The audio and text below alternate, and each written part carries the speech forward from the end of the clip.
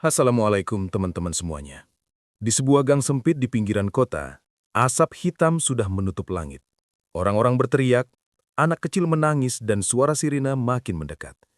Di tengah kepanikan itu, seorang petugas damkar yang selama ini sering diremehkan, tiba-tiba berlari masuk ke bangunan tua yang hampir runtuh.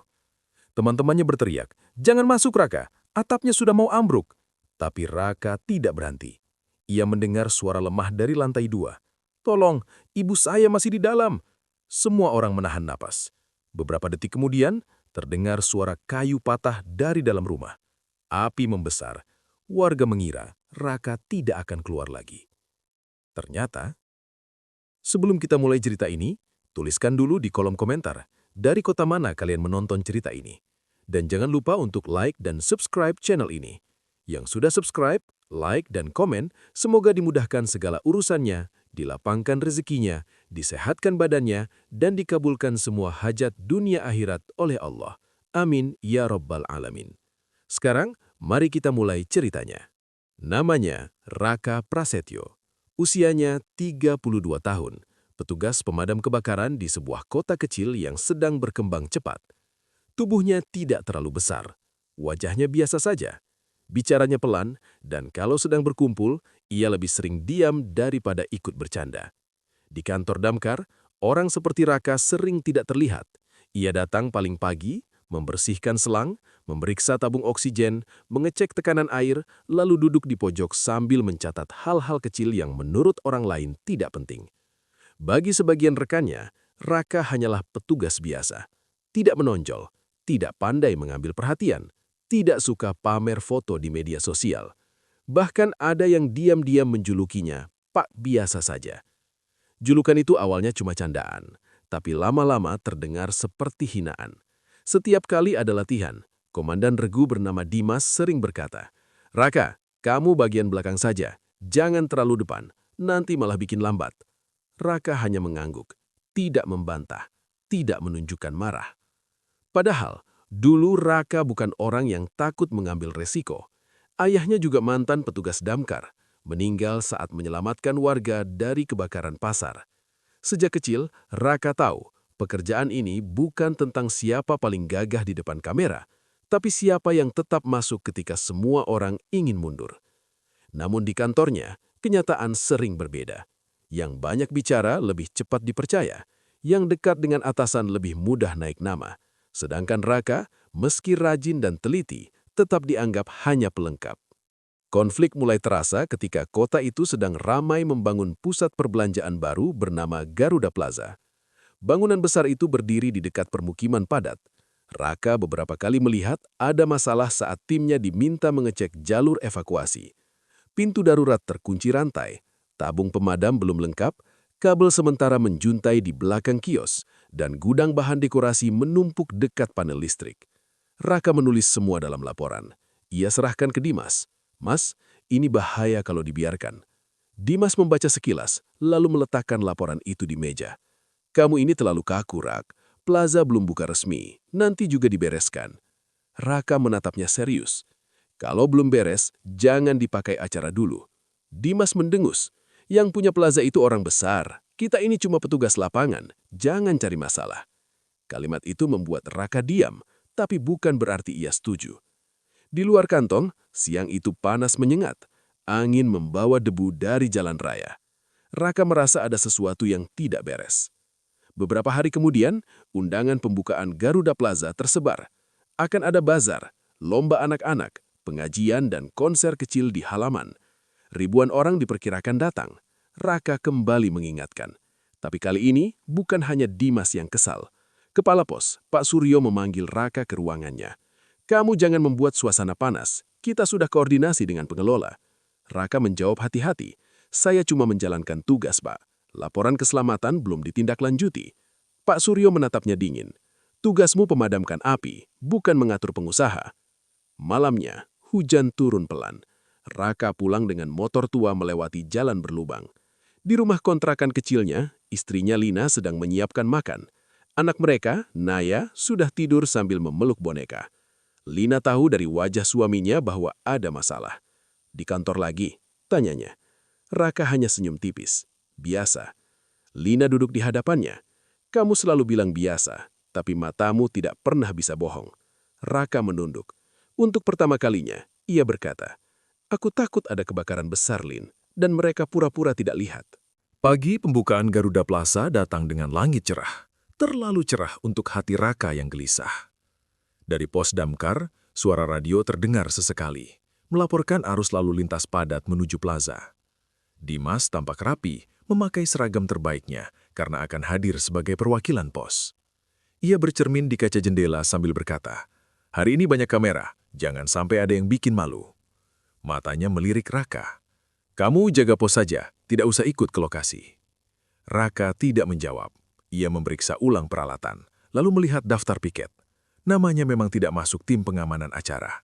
Aneh, karena ia yang paling tahu kekurangan bangunan itu. Rekan mudanya, Fajar, berbisik. Bang, laporan abang kemarin katanya hilang. Raka menoleh. Hilang? Fajar mengangguk ragu. Saya dengar Mas Dimas bilang abang suka bikin laporan berlebihan. Katanya abang mau menjatuhkan pengelola plaza biar viral. Raka terdiam lama. Fitnah itu akhirnya keluar juga. Menjelang siang, suasana kota makin ramai. Di plaza, ribuan orang berdesakan. Anak-anak membawa balon, ibu-ibu membeli jajanan, bapak-bapak berteduh di bawah tenda. Di lantai 2, beberapa kios sementara sudah mulai dipakai meski instalasi belum selesai. Di gudang belakang, pekerja dekorasi menaruh kardus, kain spanduk dan cat semprot dekat kabel gulung yang panas. Seorang satpam sempat mencium bau gosong, tapi mandornya berkata, nanti saja dicek, acara utama sebentar lagi mulai. Di pos, Raka mondar-mandir. Perasaannya tidak tenang. Radio tiba-tiba berbunyi, awalnya samar. Laporan asap dari area belakang Garuda Plaza, kemungkinan korsleting. Semua petugas langsung berdiri. Dimas yang masih di lokasi terdengar melalui radio. Suaranya tegang tapi berusaha tenang. Asap kecil, belum perlu unit besar. Raka mengambil helm. Pak Suryo menahannya. Kamu tunggu instruksi. Raka menatap radio. Beberapa detik kemudian suara teriakan masuk. Kacau. Api membesar, banyak warga terjebak. Sekali ini tidak ada yang bisa menahan. Unit damkar meluncur dengan sirine meraung. Raka duduk di belakang truk, tangannya menggenggam erat. Sepanjang jalan ia melihat kepulan asap hitam membumbung di kejauhan. Hatinya jatuh. Semua yang ia takutkan terjadi. Saat truk tiba, halaman plaza sudah berubah seperti lautan panik. Orang-orang berlari tanpa arah. Ada yang kehilangan anak, ada yang terjatuh, ada yang memukul pagar karena keluarganya masih di dalam. Dimas berdiri di dekat pintu utama dengan wajah pucat. Ia berteriak memberi perintah, tapi suaranya tenggelam oleh jeritan. Raka segera mendekat. Pintu darurat samping sudah dibuka? Tanya Raka cepat. Dimas terdiam sepersekian detik. Kuncinya belum ketemu. Raka menatap tajam. Saya sudah tulis itu di laporan. Dimas membentak. Jangan bahas laporan sekarang. Raka tidak meladeni. Ia berlari ke sisi bangunan bersama Fajar, membawa kapak pemecah. Di pintu darurat samping, rantai masih melilit. Di balik pintu terdengar suara orang menggedor. Tolong buka, anak saya sesak. Raka menghantam rantai berkali-kali. Percikan api kecil jatuh dari ventilasi atas. Asap menusuk mata. Fajar batu keras. Bang, cepat! Raka mengangkat kapak lebih tinggi, lalu menghantam dengan seluruh tenaga. Rantai putus. Pintu terbuka. Puluhan orang keluar tersungkur. Ada seorang ibu menangis sambil membawa bayi. Terima kasih, Pak, terima kasih. Namun belum sempat bernafas, seorang anak laki-laki menarik lengan Raka. Wajahnya penuh jelaga. Pak, nenek saya masih di dalam, di musola lantai 2. Kakinya sakit, nggak bisa turun. Raka menoleh ke dalam. Tangga utama sudah dipenuhi asap tebal. Dari atas terdengar suara retakan. Dimas dari kejauhan berteriak, tidak ada yang naik, tunggu pendinginan. Raka tahu aturan itu ada benarnya, tapi ia juga tahu waktu nenek itu tinggal sedikit. Raka memasang masker, mengambil tabung, lalu berkata kepada Fajar, jaga jalur, kalau aku tidak keluar 3 menit, lapor komandan. Fajar panik, Bang, jangan sendiri. Raka menatapnya. Ada orang yang tidak punya 3 menit. Ia masuk. Kamera warga merekam dari luar. Dalam video itu, Raka hanya tampak sebagai sosok biasa dengan seragam kotor, menghilang di lorong penuh asap. Tidak ada musik heroik, tidak ada tepuk tangan, hanya suara api, jeritan, dan napas yang berat. Di lantai 2, panas seperti menekan seluruh tubuh. Raka meraba dinding, mengingat denah yang pernah ia periksa. Ia menemukan musola kecil di ujung koridor. Di dalam, seorang nenek duduk bersandar, memeluk tas kain. "Bu, saya Damkar, kita keluar sekarang." Nenek itu menangis. "Saya tidak bisa jalan, Nak." Raka menggendongnya perlahan. Saat ia berbalik, plafon di depan pintu jatuh terbakar. Jalur pulang tertutup. Dari luar, orang-orang melihat api menyembur dari jendela lantai 2. Mereka mengira tamat. Raka tidak panik. Ia menarik napas pendek, lalu mencari jalur lain. Dalam kepalanya, denah plaza seperti terbuka kembali. Ada koridor servis menuju balkon belakang, tapi pintunya mungkin terkunci. Nenek di punggungnya batuk-batuk. "Nak, tinggalkan saya saja." Raka menjawab tegas, "Tidak ada yang ditinggal, Bu." Kalimat itu pendek tapi membuat nenek itu diam sambil menangis. Raka berjalan menunduk, merayap di bawah asap. Satu tangan meraba dinding, satu tangan menahan tubuh nenek. Di bawah, situasi makin kacau. Dimas mendapat tekanan dari pengelola plaza. Seorang pria berjas bernama Hartono, pemilik plaza, mendekatinya sambil marah. "Jangan sampai berita ini besar, bilang saja korsleting kecil." Dimas yang ketakutan hanya mengangguk setengah sadar. Pak Suryo tiba dan mencoba mengatur. Tapi saat warga mulai merekam, Hartono menunjuk ke arah Raka yang masuk tadi. "Itu petugas siapa? Dia yang dulu bikin laporan palsu kan? Jangan-jangan dia yang sengaja membesar-besarkan." Kata-kata itu didengar beberapa orang. Dalam keadaan panik, fitnah mudah terbakar seperti bensin. Ada yang mulai berkata, "Oh, itu petugas yang cari sensasi." Ada pula yang merekam sambil berkomentar. Katanya Damkar sudah tahu tapi dibiarkan. Di sisi lain, Fajar ingin membela Raka, tapi ia sedang sibuk mengevakuasi korban. Api tidak memberi waktu untuk menjelaskan. Sementara itu, di lantai 2, Raka menemukan pintu servis. Benar saja, terkunci. Ia menurunkan nenek sebentar, mengambil alat kecil dari saku seragam. Itu bukan alat canggih, hanya pemotong darurat yang sering ia bawa karena kebiasaannya mempersiapkan hal kecil. Tangannya gemetar karena panas. Pintu berhasil terbuka setelah beberapa percobaan. Namun saat ia mendorongnya, koridor servis juga penuh asap. Di ujung sana, terdengar suara anak-anak menangis. Raka membeku. "Ada lagi?" gumamnya. Ia meminta nenek bertahan dekat dinding, lalu bergerak ke arah suara. Di ruang kelas sementara untuk lomba mewarnai, 6 anak terjebak bersama seorang guru muda. Mereka bersembunyi di bawah meja, sebagian sudah lemas. Guru itu menangis saat melihat Raka. "Pak, kami kira tidak ada yang datang." Raka melihat jendela ruangan tertutup teralis. Jalur turun mustahil. Ia bicara cepat. "Semua ikuti saya. Tutup hidung pakai kain basah kalau ada. Jangan lari, jangan teriak." Salah satu anak bertanya lirih, "Pak, kita mati?" Raka menatapnya. "Tidak hari ini." Raka menghubungi radio. Suaranya pecah. Ada 7 korban di lantai 2 koridor servis, plus 1 lansia. Butuh tangga belakang. Segera. Radio hening beberapa detik. Lalu suara Dimas terdengar ragu. "Lokasi terlalu panas. Mundur dulu." Raka menahan marah. "Kalau saya mundur, mereka mati." Pak Suryo mengambil alih radio. "Raka, tahan posisi. Tim tangga bergerak." Dimas menatap Pak Suryo tidak percaya. Untuk pertama kalinya, keputusan bukan di tangannya. Di luar, hujan tiba-tiba turun meski langit masih terang sebagian. Orang menyebutnya hujan panas. Air jatuh ke aspal yang penuh abu. Tim tangga mencoba mendekat ke sisi belakang, tapi akses terhalang mobil vendor yang parkir sembarangan. Kuncinya tidak ada. Fajar berteriak, "Pecahkan saja kacanya." Seorang staf plaza melarang, "Itu mobil bos." Fajar membalas tajam, "Nyawa orang lebih mahal dari mobil." Kaca dipecahkan. Mobil didorong ramai-ramai. Warga yang tadi panik mulai membantu. Raka membawa kelompok kecil itu menuju balkon servis. Ia menggendong nenek, sementara guru muda menggandeng 2 anak. Anak-anak lain berjalan sambil menangis. Asap makin tebal. Tiba-tiba satu anak terjatuh. Raka menurunkan nenek, menarik anak itu, lalu memberikan masker oksigennya sebentar. Napasnya sendiri mulai berat. Guru itu berkata, "Pak, Bapak bagaimana?" Raka hanya menjawab, "Saya belakangan." Kata-kata itu sederhana, tapi nanti akan menjadi potongan video yang membuat jutaan orang terdiam. Saat tangga berhasil menempel di balkon, satu persatu korban diturunkan. Warga bertepuk tangan setiap ada anak keluar. Nenek itu mencium tangan Raka sebelum turun. Semoga Allah jaga kamu, nak. Raka tersenyum lemah. Namun ketika semua hampir selesai, terdengar ledakan kecil dari panel listrik belakang. Api menyambar koridor. Fajar berteriak, "Bang Raka, turun sekarang!" Raka hendak melangkah, tapi ia melihat guru muda tadi menoleh panik.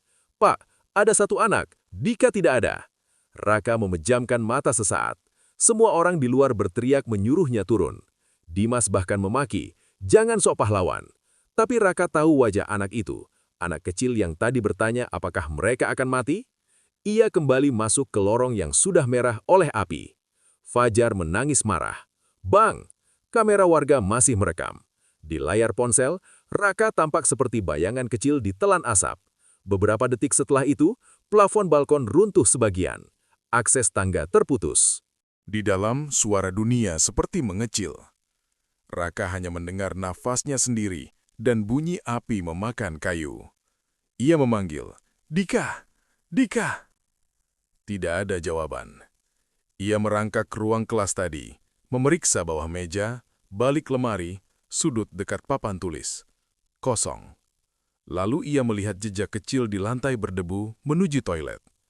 Di sana, pintu tertutup dari dalam. Raka mengetuk keras.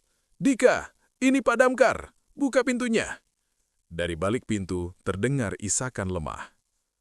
Pintu macet karena bingkai memuai terkena panas. Raka menghantamnya dengan bahu.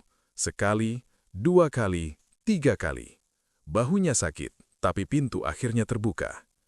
Dika duduk meringkuk di pojok, wajahnya pucat. "Saya takut, Pak." Raka berlutut. "Tidak apa-apa, takut itu boleh, tapi sekarang ikut saya." Ia membungkus tubuh Dika dengan jaket tahan api cadangan yang ia bawa. Saat hendak keluar, koridor sudah tidak mungkin dilewati. Api menutup jalur. Satu-satunya pilihan adalah jendela kecil toilet yang menghadap atap bangunan sebelah.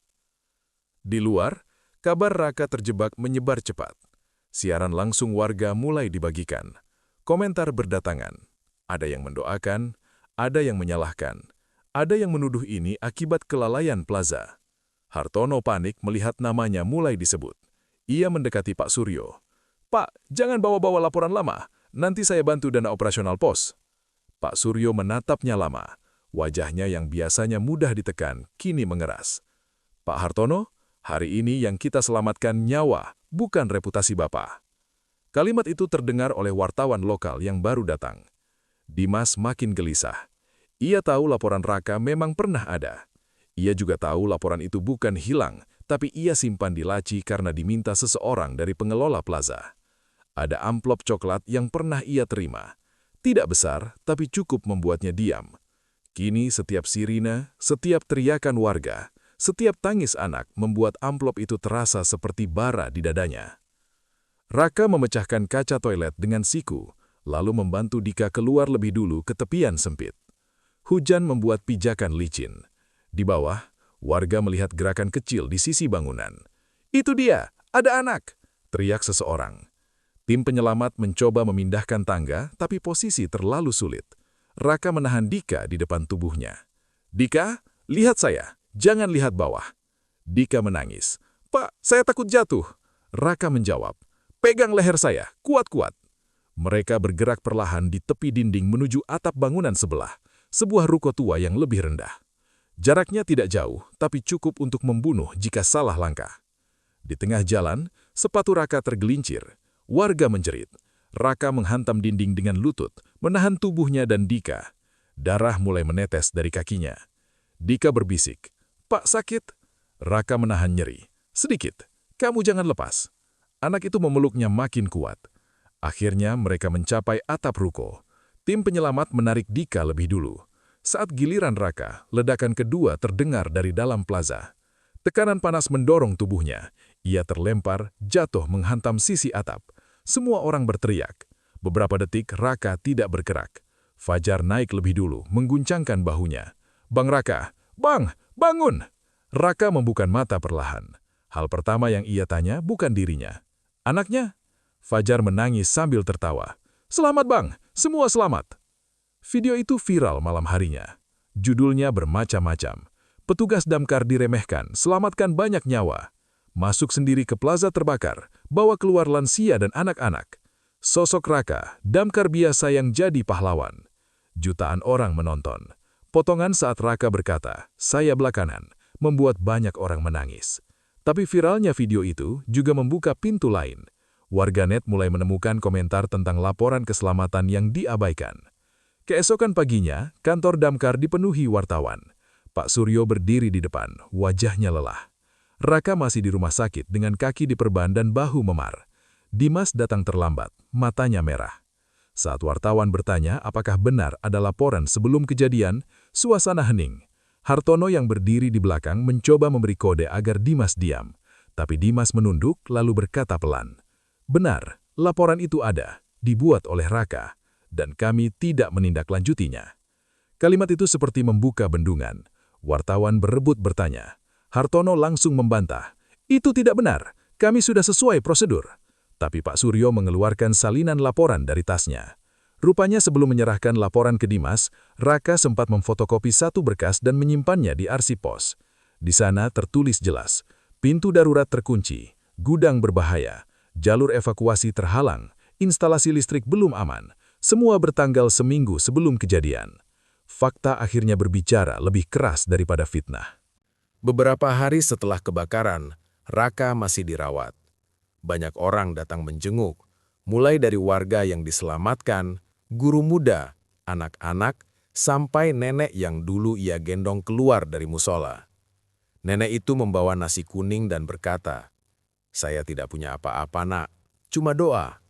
Raka tersenyum haru. Dika datang bersama ibunya, membawa gambar krayon. Di gambar itu ada petugas damkar kecil berdiri di tengah api, dengan tulisan miring, "Terima kasih Pak Raka." Namun bagi Raka, bagian tersulit bukan menerima pujian. Bagian tersulit adalah melihat Dimas datang ke ruangannya. Lelaki yang dulu paling sering meremehkannya, kini berdiri seperti kehilangan seluruh keberanian. "Rak," katanya pelan, "aku salah." Raka diam. Dimas melanjutkan, suaranya pecah. "Aku simpan laporanmu. Aku takut jabatan hilang. Aku takut dimarahi atasan. Aku kira semuanya akan baik-baik saja." Raka menatapnya lama. "Yang hampir hilang bukan jabatanmu, Mas. Nyawa orang." Dimas menangis. Tidak ada kata pembelaan yang cukup. Raka tidak memaki, tidak mempermalukan. Ia hanya berkata, "Kalau mau menebus, jangan lindungi yang salah lagi." Kalimat itu sederhana, tapi menghantam Dimas lebih keras dari amarah. Beberapa minggu kemudian, Dimas memberikan kesaksian resmi. Hartono dan beberapa pihak pengelola diperiksa. Izin operasional Garuda Plaza dibekukan. Sejumlah pejabat yang menutup mata juga ikut dipanggil. Kota kecil itu akhirnya melihat bahwa kelalaian bukan sekadar kesalahan teknis, tapi bisa menjadi jalan menuju tragedi. Di kantor damkar, suasana berubah. Laporan keselamatan tidak lagi dianggap cerewet. Pintu darurat di gedung-gedung diperiksa ulang. Simulasi evakuasi digelar di sekolah, pasar, dan pusat keramaian. Nama Raka dipasang di papan penghargaan. Tapi yang paling membuat rekan-rekannya malu adalah ketika mereka menemukan buku catatan kecil Raka. Di dalamnya ada daftar kerusakan alat, jalur rawan banjir, alamat lansia yang perlu bantuan khusus, dan catatan tentang bangunan beresiko. Semua ditulis rapi, jauh sebelum ia viral. Fajar pernah bertanya, "Bang, kenapa abang tetap diam waktu diremehkan?" Raka menjawab sambil merapikan selang. "Karena api tidak peduli kita diremehkan atau dipuji. Saat panggilan datang, yang penting kita siap." Fajar terdiam. Kalimat itu menyebar di antara petugas muda. Mereka mulai paham, keberanian tidak selalu berteriak. Kadang keberanian adalah tetap melakukan yang benar walau tidak ada yang melihat. Lina, istri Raka, juga melihat perubahan itu. Banyak undangan wawancara datang, tapi Raka hanya menerima beberapa. Ia tidak ingin keluarganya kehilangan ketenangan. Suatu malam, Naya bertanya, "Ayah sekarang pahlawan, Rak?" Raka tertawa kecil. "Ayah cuma kerja." Naya menggeleng. Kata teman Naya, "Ayah keren." Raka mengusap kepala anaknya. Yang keren itu kalau kita berani jujur, meski orang lain tidak suka. Lina mendengar dari dapur, matanya berkaca-kaca. Meski begitu, luka batin Raka tidak langsung hilang. Ia masih ingat bagaimana fitnah menyebar begitu mudah. Ia masih ingat wajah orang-orang yang menuduhnya cari sensasi. Tapi ia juga ingat tangan-tangan warga yang membantu mendorong mobil, doa nenek yang ia selamatkan, dan pelukan Dika di tepi atap. Dari semua itu, Raka belajar bahwa manusia bisa kejam saat takut, tapi juga bisa sangat baik saat hatinya digerakkan. Sebulan kemudian, Raka kembali bertugas. Hari itu siang panas, sama seperti hari-hari biasa sebelum kejadian besar. Ia masuk ke pos dengan langkah sedikit pincang. Semua petugas berdiri spontan. Tidak ada yang memberi komando. Fajar bertepuk tangan duluan, lalu yang lain ikut. Raka canggung. Sudah, kita ini bukan di acara penghargaan. Pak Suryo mendekat, menyerahkan helm lama Raka yang sudah dibersihkan. Selamat kembali, Rak. Dan maaf, kami terlambat percaya. Raka menerima helm itu. Ia melihat goresan di permukaannya, bekas api yang tidak sepenuhnya bisa hilang. Baginya, goresan itu bukan tanda kehebatan. Itu pengingat bahwa setiap kelalaian punya harga, setiap fitnah bisa menghancurkan, dan setiap orang biasa mungkin sedang memikul tanggung jawab besar yang tidak terlihat. Di luar, sirine tiba-tiba berbunyi. Semua petugas bergerak cepat. Tidak ada lagi yang menyuruh Raka ke belakang. Hari itu, Raka naik ke truk bersama rekan-rekannya. Warga di pinggir jalan menoleh saat sirine lewat. Sebagian mengenal wajahnya, sebagian tidak. Tapi Raka tidak peduli. Ia bukan mengejar viral. Ia bukan mencari gelar pahlawan. Ia hanya tahu, di ujung panggilan darurat, selalu ada seseorang yang berharap didatangi. Dan selama ia masih mampu berdiri, ia akan datang. Karena kadang orang yang dibilang biasa saja, justru menyimpan keberanian yang baru terlihat saat dunia sedang terbakar.